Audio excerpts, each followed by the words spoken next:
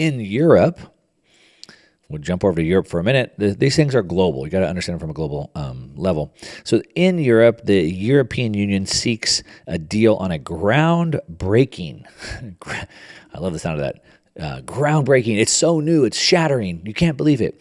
To regulate cryptocurrencies. So they want to regulate cryptocurrencies. Of course, one of the things I hear all the time is like, oh, the government's going to regulate Bitcoin. And I'm like, really? They already do. As a matter of fact, Bitcoin is the most regulated asset in the United States, I believe. It's regulated by every single institution in the United States, the SEC, CMTC, FinCEN, the IRS, et cetera. They've already all regulated it. So what do you mean they're going to? But of course, I guess they could do more regulations. This is already the most regulated, but here we have more. So the European Union on Thursday will seek agreement on, like I said, this quote-unquote groundbreaking rules for regulating crypto assets. It says the deal would put the EU, the European Union, ahead of the global regulatory pack. Of course, everybody should try to win that race to be the most aggressive, the most heavy regulated country. That seems like a badge of pride. By giving issuers of crypto assets and providers of related services a passport. A passport. What does that mean? So I have to now get approval. I have to receive a passport from the government. Now, I'm going to remind you of a quote from Ayn Rand from the book Atlas Shrugged, which if you haven't read Atlas Shrugged, you certainly should. I've talked about it quite extensively because it basically tells you what's going on in the world today. If you don't like to read, there's a movie that you can make. Just Google it. It's a pretty good movie. But she says that when you must seek permission to produce from men who produce nothing, then you know we're at the end of a society. And so that's exactly what we have to, now we have to get, quote unquote, their words, a passport from, so we have to have now permission to produce, we have to get this passport from men who produce nothing. So these regulators, they don't know what they're doing. They've never produced anything. It says here that the European Parliament and EU states meet to thrash out a deal in the markets in a crypto assets, which is called MICA, M-I-C-A, Markets in Crypto Assets, which could come into force around the end of 2023.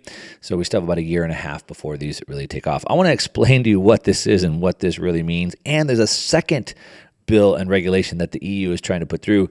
And it's not just about Europe. This is what's happening in the United States as well. You need to understand that. We're going to talk about, like I said, some of these bigger problems this spills into that we're already seeing in the financial system and the damage that's been done there. We'll talk about, like I said, the big blow that the United States suffered this week in this regard. And so we're talking about the European Union is meeting to hash out a deal on a new law called MICA, M-I-C-A, Markets in Crypto Assets, come into effect at the end of 2023. And there's really three things that they're looking at. Three issues remaining that they want to deal with, and one is NFTs, non-fungible tokens. Two is supervision of this whole space. And then I'm going to laugh a minute. Hang on. The third one is energy consumption. So let's think about that for a second. NFTs, supervision, and energy consumption. So let's start with that third one for a second, energy consumption. So the European Commission would assess the energy footprint of crypto assets. Okay. Do they regulate the energy footprint of everything? So, I mean, obviously we see they're trying to have like a transition away from fossil fuel cars, ICE engines, internal combustion engine cars, moving to electric vehicles, which we just move the engine from the car and we move it to the side. We still have to have the engine to create the electricity or the energy. But do we regulate how much energy gold mining uses, or the fiat money system, or the banking system, or how about YouTube, or how much clothes dryers use, or washing machines? Do we regulate any of that?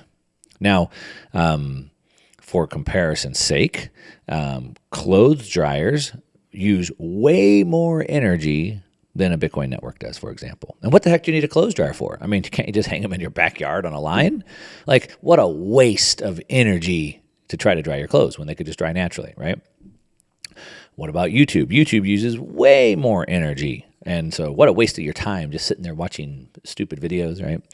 So anyway, do they assess the energy footprint of all things? Of course not. And who are they to decide how you should be able to use your own energy? Now, the world that I grew up in, which wasn't near as technologically advanced as the one we have today, didn't have problems creating electricity. As a matter of fact, creating electricity we've been known how to do that for over 100 years. It's pretty easy.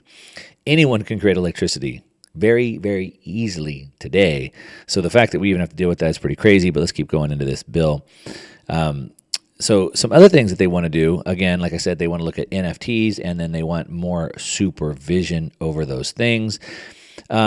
This has been, a lot of the crypto assets come under pressure because of the collapse of this Terra Luna token, which I've been talking about for several weeks. Terra Luna has basically led to this contagion downward spiral. We're seeing the entire cryptocurrency market cap falling down. Then Celsius crashed out, and now it's spreading to new firms like 3AC, et cetera. We're going to talk more about that later. But that's only the first thing. That's this MICA bill, MICA. But there's another one, and the European Systemic Risk Board, the ESRB, sounds pretty serious. European Systemic Risk Board has deemed it, quote unquote, a matter of urgency to consider the need for additional regulatory measures and policy steps to address the potential threat that crypto assets could pose to the financial system. So people being free to experiment and try new things, a little bit of assets here, like what are we at, a few $1 billion, a few $100 billion, that's a threat to the entire financial system. What about the central bankers creating trillions of dollars, manipulating the price of everything, price fixing through interest rates?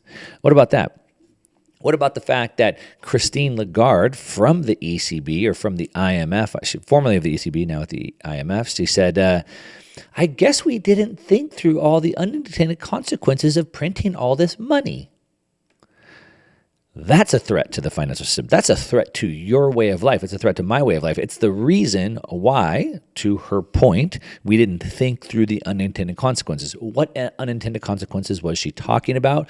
Oh, the price of natural gas going up by 1,000%. We didn't think about that.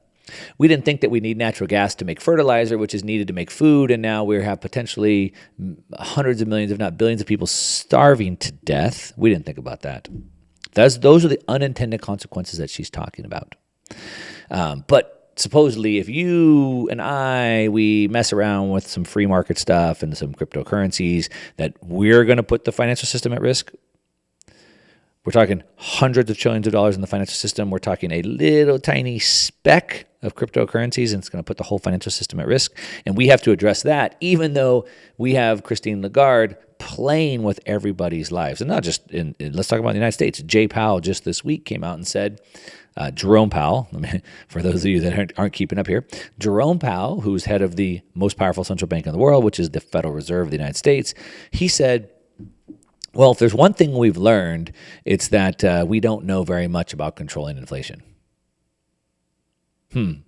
So they're just willy-nilly printing $5 trillion, $6 trillion, $8 trillion without understanding what they're even doing, which is putting the entire financial system at risk, which of course is driving home prices up, driving rents through the roof, driving your gas prices up to levels that you can't even afford anymore.